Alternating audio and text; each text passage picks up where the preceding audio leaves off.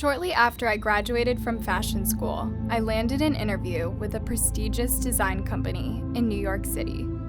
It was my dream job, and I spent hours preparing for the interview and picking out the perfect outfit so I could impress my potential new employer.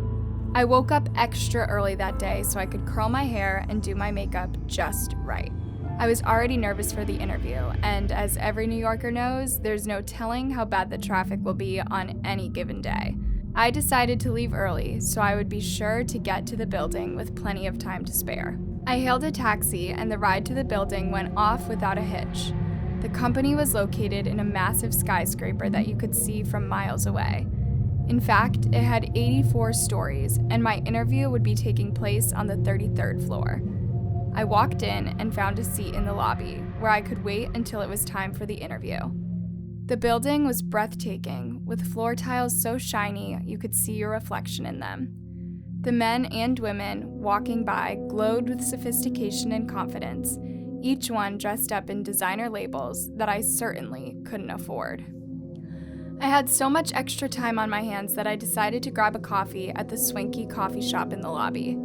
As I went, I imagined what my life would be like if I was able to land the job and work here every day. It was the life I had dreamt about since I was a little kid.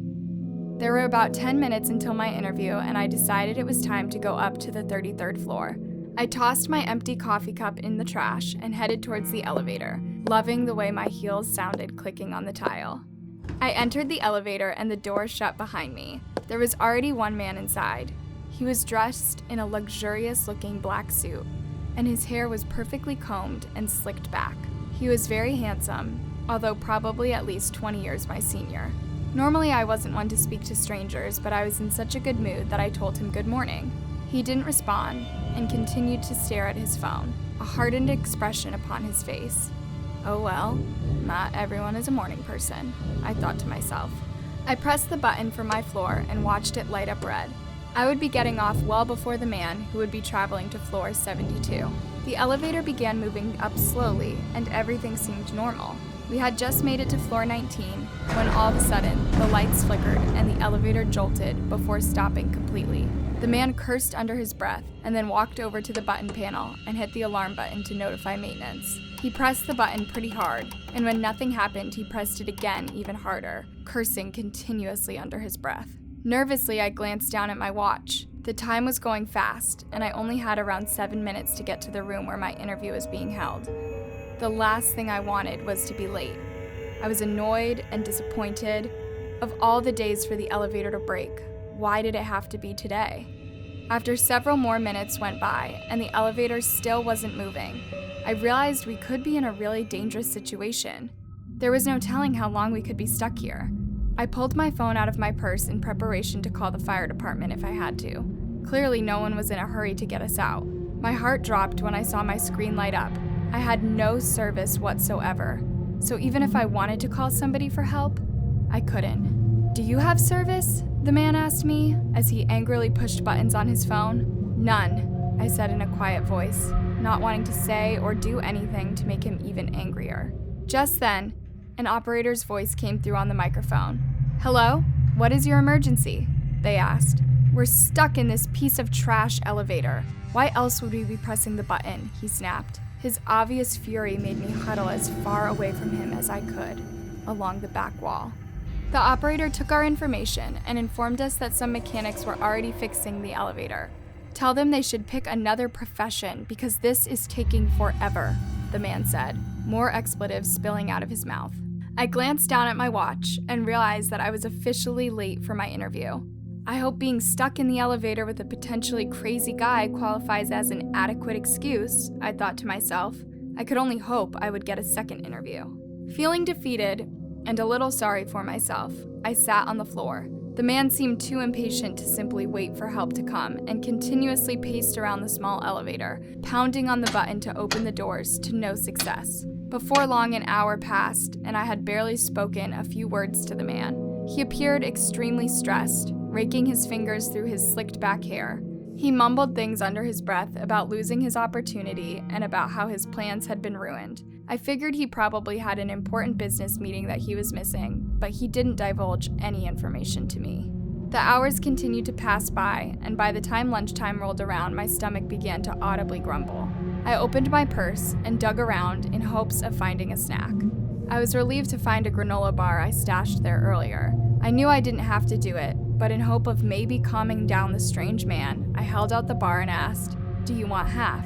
For the first time, the man spun around and looked me directly in the face. He stared at me with a furrowed brow for a moment before his face softened just slightly. "No, that's okay," he told me before he turned back to his phone. I simply shrugged and finished off the bar myself, trying to chew as quietly as possible. There was silence for a while before the man pressed the call button again and asked the operator for an update on how much longer it would be. She had no definite answer, which sent the man into a full-blown frenzy. He kicked the elevator door so loud and hard that I felt myself shrink back in fear. This guy had some serious anger issues. "We can both file a lawsuit because of this, you know," he asked me. "Yes, definitely," I responded. It felt like the safest thing to do was simply to agree with anything he had to say at this point. The hours ticked by, and I was growing not only frustrated, but also pretty scared. What if the steel cables that held up the elevator were broken, and we both crashed dozens of stories down to our death? I tried my best to just push that possibility out of my head, but other worries kept on coming. What were we going to do if we were stuck here for much longer without food or water? What if one of us needs to go to the bathroom? I could feel my anxiety levels growing by the moment. The man's frequent yelling at the operator and constant pacing around the elevator must have made him hot, because he eventually set down his phone and briefcase to loosen his tie and take off his jacket. As he took his jacket off, something hard and metal fell out of his pocket and onto the elevator floor. While he tried to pick it up before I could see, he was not fast enough. It was a small, black handgun. Although I recognized what it was, I didn't allow my expression to change and decided to just pretend I had seen nothing. The man looked at me with a curious expression for a few moments, but when I still didn't react, he turned away, apparently satisfied that I hadn't seen the deadly weapon he had just dropped right in front of me. Even though my face was calm, my mind was busier than ever. Why did the man have a gun? Was he planning on hurting someone with it, or did he carry it simply for his own safety? Was I in even greater danger than I thought? All I could do was remain quiet and calm. It was now well within the late afternoon, and we'd been stuck in here for over 7 hours. The man was growing even more irritated and had begun kicking the door again, as hard as he could. When he had no results, he then rummaged around in his briefcase and pulled out what appeared to be a crowbar. He attempted to use the tool to pry the door open, but was having no luck. The man paid very little attention to me as I busied myself on my phone.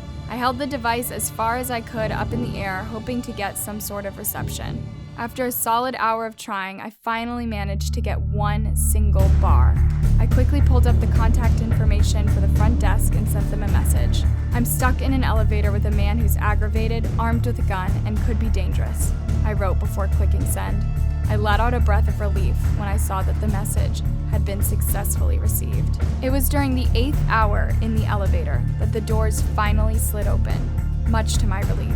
Gathered outside the elevator was a team of police, employees on walkie-talkies, and several mechanics. As I stepped out of the elevator, I watched police handcuff the man and take him into custody. All the while, he was cursing and screaming. We later learned that the man's wife worked in the building and had recently filed for divorce. He had planned to shoot not only her, but anyone who got in his way. I couldn't believe how close I'd been to being one of his victims. I've never ridden in another elevator since then. What do you think of this story? Would you have been so calm? Drop a comment and don't forget to like and subscribe. Until then, sleep tight.